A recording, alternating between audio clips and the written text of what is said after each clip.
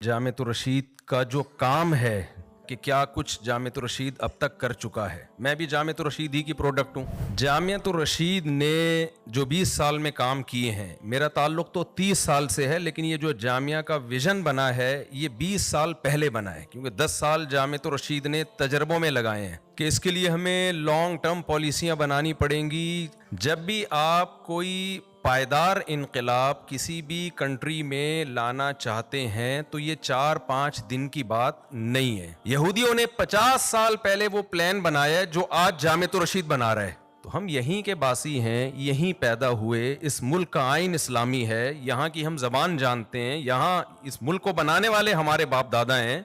तो क्या हम यहाँ उसी ट्रैक पे चल के इस मुल्क की बागडोर, इस मुल्क की लगाम हम अपने हाथ में लेके क्या इस मुल्क को हम ठीक नहीं कर सकते?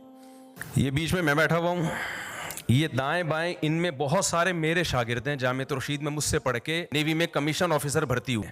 लेकिन क्या ये एक पायदार तरीका नहीं है? ये जामियत रशीद की हवाई बातें नहीं है, ये प्रोडक्ट है जो तैयार की है जामियत रशीद ने। मेरे जैसा देसी मौलवी, मैं देसी इसलिए कह रहा हूँ, मुझे लोग कहते हैं आप बदल गए हो। मैंने कहा मेरे भाई, जो मौलवी इस जमाने में 4 शादियों की बात कर रहे हैं और ज्यादा बच्चों की, वो उसके देसी होने में मेरा ख्याल है 2 राय नहीं हो सकती। मेरे जैसा इंतहाई देसी मौलवी, उसकी प्रोडक्ट आप देख रहे हैं।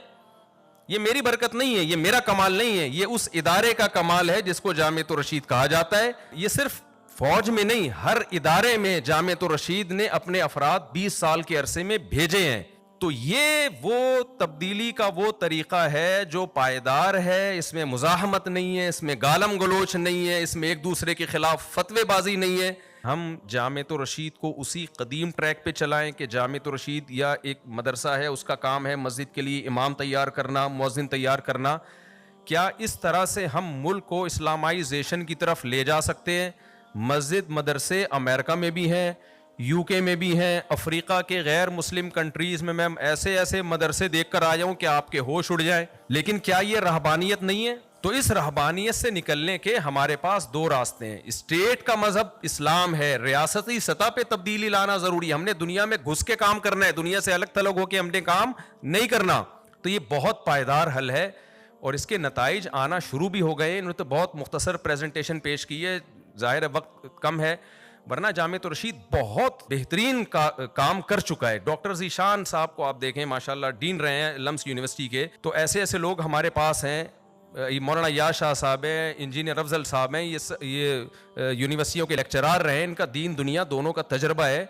तो सिर्फ बातें नहीं है बल्कि एक काम है। तो जामियत रशीद इनकलाब की सिर्फ बातें नहीं कर रहा, अल्हम्दुलिल्लाह जामियत रशीद के पास बैलेंस है। बैलेंस का मतलब एक प्रॉपर तैयारी है, अफराद हैं और अफराद साजी का एक पूरा तरीक़ाकार है उनके पास।